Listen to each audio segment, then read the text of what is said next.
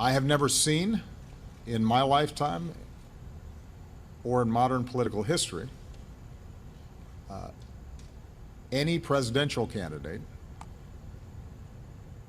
trying to discredit the elections and the election process before votes have even taken place. It's unprecedented.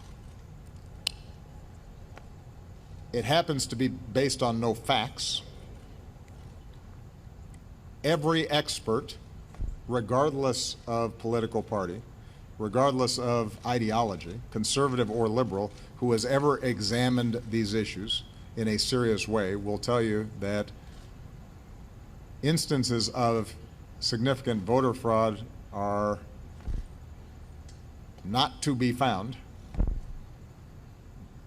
that, keep in mind, elections are run by state and local officials, which means that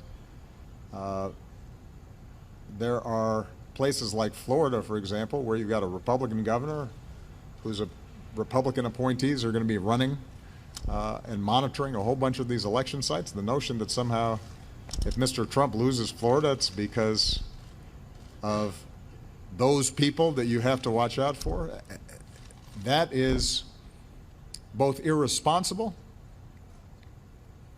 and, by the way, doesn't really show the kind of leadership and toughness that you'd want out of a president. If you start whining before the game's even over,